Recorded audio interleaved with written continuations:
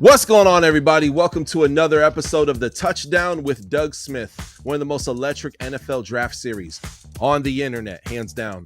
Ladies and gentlemen, I have an edge rusher who gives me Dwight Freeney vibes. A guy who is explosive. He is dang near impossible to take and block on the edge. Coming off of a monster season where he had 9 sacks, a forced fumble, and lots of TFLs. That's right, baby. Tackles for loss. But today, we're not only going to get to know the actual player who I have on the show with me right next to me now, but also we're going to get to know the human being, the person underneath the helmet. Ladies and gentlemen, I want to take and welcome 2025 NFL draft prospect, edge rusher out of University of New Hampshire, Josiah Silver. Josiah, how you doing today, man? I'm doing good. Thank you for having me. Anytime, bro. Anytime. So blessed to have you on, man. Dude, let's get right into it. Congrats on you and I were talking before, congrats on the big season, man. Like, you really went out with a bang in New Hampshire. Talk about this whole process, man, and what does it mean to take and play for New Hampshire? I mean, it was an honor, very blessed. Coming out of high school, not too many colleges wanted me. They didn't believe in my talents. New Hampshire came calling, believed in me. So playing in New Hampshire, I played since the freshman, which is a blessing because not too many people could say that.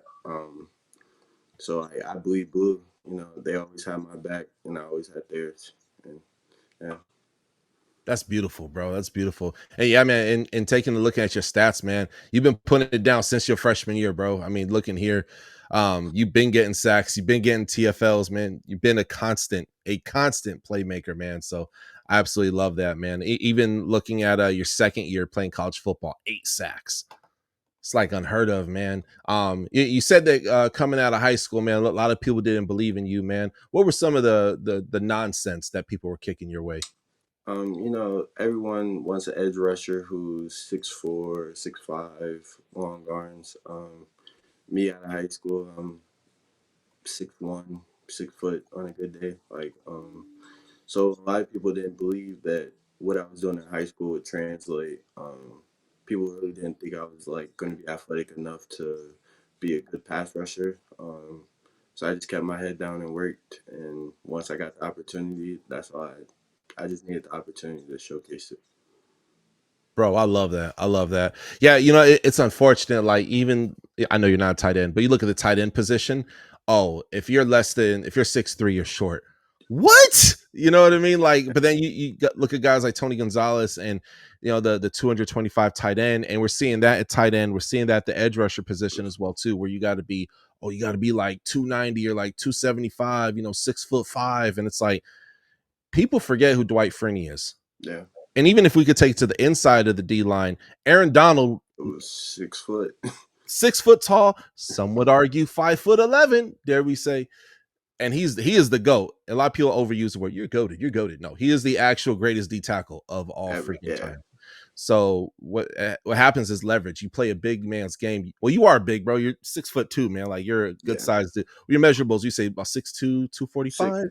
Six. I say it's like without shoes on around like 6'1", Okay. around 240. Okay. Yeah, man. But you know what, man, you got that speed on the edge, bro. Like, you're exposing guys. You got some pretty big games this year, man. Like I said, y'all finished 8-5. Y'all had a huge year this year, man. Talk to me about like the UCF game, man, because they're a pretty good team. But what was that game like, and some of those other bigger schools you played against? And UCF was so going into the game, we were just talking about like the bounce house, and like for us, we're just excited to get to play a team of that magnitude on a Thursday night in Florida in the bounce house.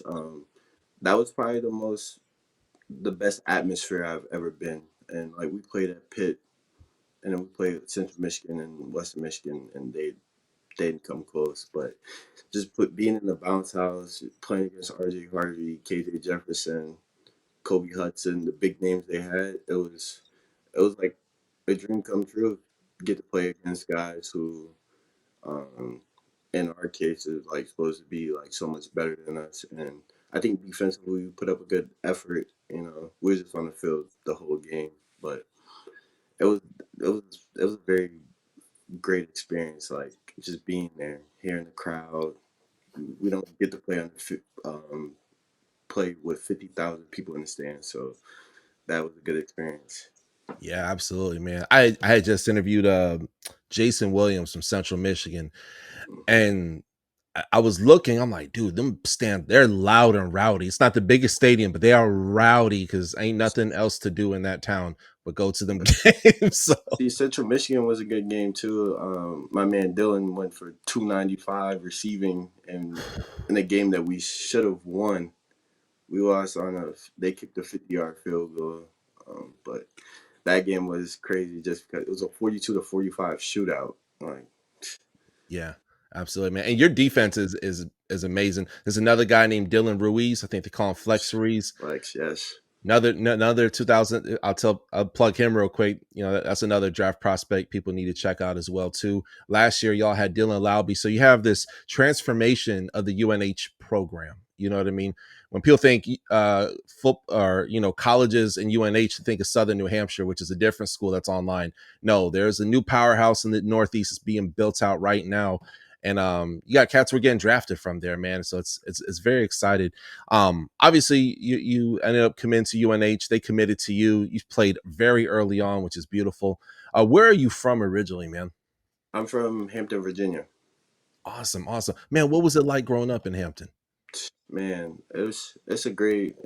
Hampton is my home. I've been here all 18 years before I left to go to college. Lived in the same house. It's amazing. The city, like, it's just the community is amazing. The people you meet, it's just I have a blast every time I come home. That's awesome, man. That's awesome. A little warmer too, you know. A lot warmer than New Hampshire. That's awesome, man. Growing up, were you like a Commanders fan or anything like that, or? No, I mean, like being from Hampton, I'm closer to North Carolina, so like DC is like 3 hours away from me. So Oh, I okay. just I grew up. I started watching football. Mhm. The first person I really noticed on the football screen was Randy Moss. Okay. So like I was like, all right, Randy Moss, boom, and then he went to the Patriots and broke every single record. And I'm not really I don't really have a favorite team, but I have favorite players who I enjoy to watch, and I just keep track with them. I love that. I love that, man. You're very, very quick off the edge, man. Talk to me about, and obviously we had the NFL draft a couple months ago. It's couple months from now, and then March is your pro day. Is that right? March 27th, yes March sir. 27, man. Awesome, bro. What's some work that you're putting in right now to continue to elevate your game? Honestly, so right now, I'm just trying to. So I unfortunately got hurt. Our last game against Maine with a minute 30 left. Yeah. Had to get some cartilage cleaned up in my knee. So right now I'm just recovering from that. I was able. I started running like 2 3 weeks ago. So I'm just recovering at a very good pace from that, and now I'm trying to just tone up and get my body in the best of shape and go out there and show how athletic I am because I know that's what team is gonna look for. They're gonna see how athletic I am. Heck yeah, bro. Absolutely. And they definitely will, man. If you had to guess your 40 time like range, what would you say that 40 time would be? So as of right now, my goal is to at least run like somewhere in the 4.6, four Okay. six. I know like if I run a 4.8 or up, team's probably gonna be like, all right, like Yeah. I don't know if I want to take a chance on this underside. So I know like my pro day is really gonna. I'm gonna have to show out. Yeah, yeah, definitely, man. It's you got your back against the wall because it's, but that's nothing for you, man, because you've been doing this, man. Like you said, a lot of, and there's a lot of schools in Virginia, man. A lot. There's James Madison, you got, well, you got We just Virginia say Tech. Hampton University. Yeah, Hampton, literally right there. You know what I mean? So it's like then here comes like all right, UNH is up and coming D1 program. You know what I mean? Is some D1 programs they just kind of, it's like they stay small on purpose forever. But like New Hampshire is like they're drafting big prospects, man. You know what I Yeah. mean? They're doing some really big things. So you have that chip on your shoulder, man. You've been proving yourself, man, since you started playing football, man. So That's right. it's another down the road, but another testimony for you to eventually take an elevate again, Yep. kind of thing. So that being said, man, I want to ask you, do you have a favorite scheme, and what do you think is a scheme that helps for your skills to pop out more than NFL teams? I say probably around a team that runs a 3-4 who will let me play a stand up edge outside linebacker position, who will have me rush the passer, um, even drop back in coverage. Because I know that's what teams are going to want when they see me. My ability to rush the passer, and when I show off out how athletic I am, be able to drop back in coverage when I have to. So, a team that runs a 3-4, um, our teams who just want to stand up edge. Yeah. I love that, man. Who are some players that you either model your game or you take parts of their game and kind of make it into your own? So growing up, my favorite edge rusher was Von Miller. What Von Miller is able to do is ridiculous. Watching him on the Broncos win the Super Bowl, it was. I'm like, okay, Yeah. like I need to take notes from him.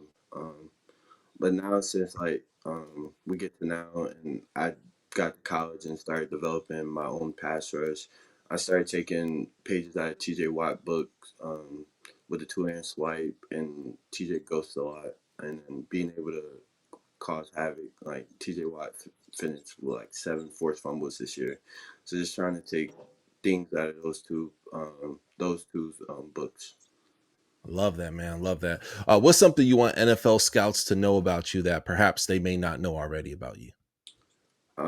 Like you said, I've always been like since I started playing football at the age of 4. A lot of people have always, I always been the not afterthought, but a lot of people didn't really believe in my abilities. So I'm just that young guy who has the chip on his shoulder, who's just ready to prove my worth every single day. And you're gonna get someone who's gonna work as hard as he can to be as good as he can.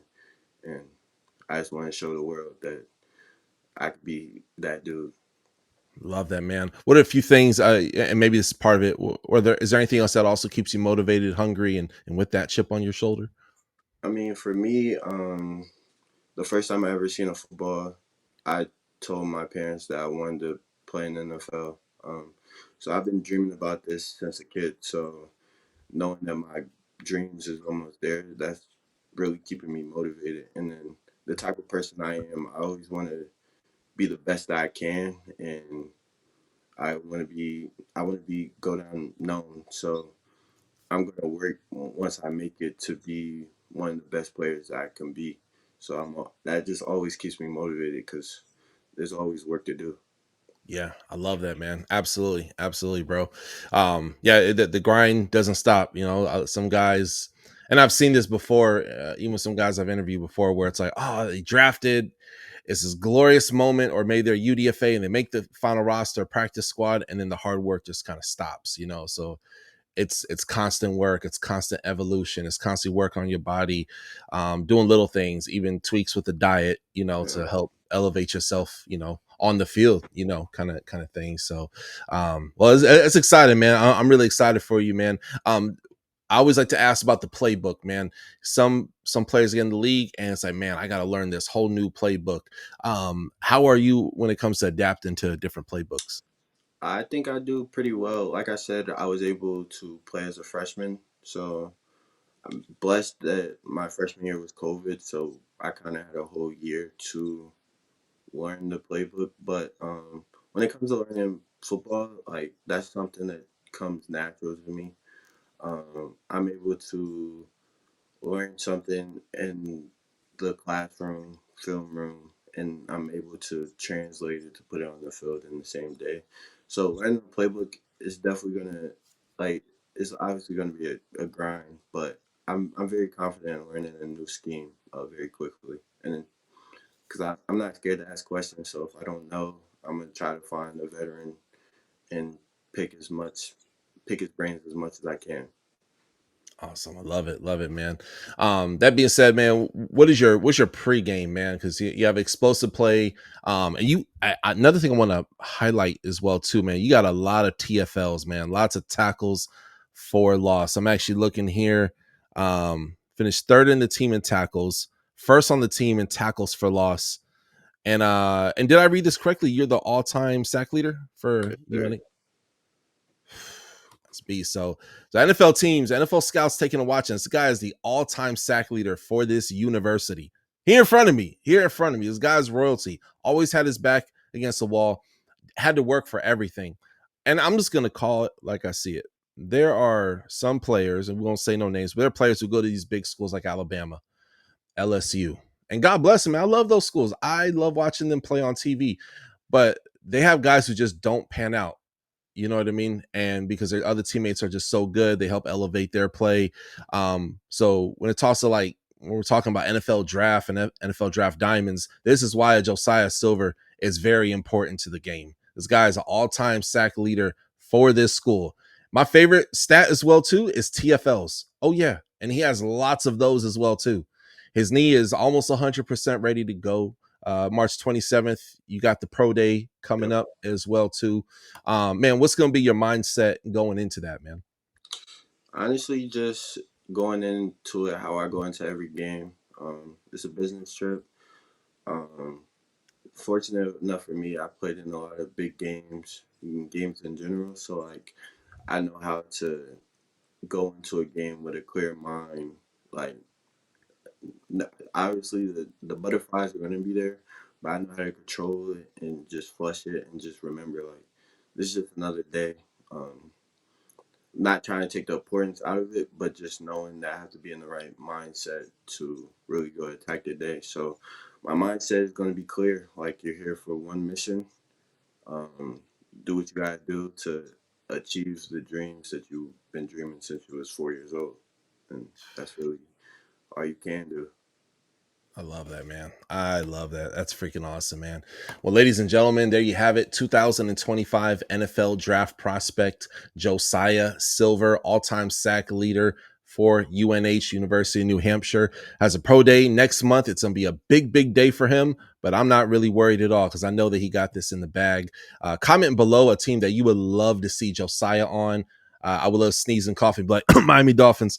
But hey, even if you don't go to my team, you got a fan of me for life. Josiah, I can't thank you enough for coming on. Before you go, man, any shout outs, man? Shout out. You brought him up, Flex Ruiz. Man, like, whoever's listening, that's my right-hand man. And the success I had is because I had someone right beside me, on the other side of me, I should say, who is a dog, and NFL teams should really pan out. And then obviously got shout out God. Without him, nothing is possible. And then my whole support system. So all my teammates that I've ever had, my family, and yeah. Love it. Ladies and gentlemen, comment below. I'm gonna have all the descriptions to social media stuff in the description of this video. And we'll see you guys next time on the Touchdown with Doug Smith. Thank you for watching another episode of the Touchdown with Doug Smith, where we have exclusive NFL content and exclusive NFL interviews. Be sure to hit that like and that subscribe button. Follow us on social media. See you on the next one.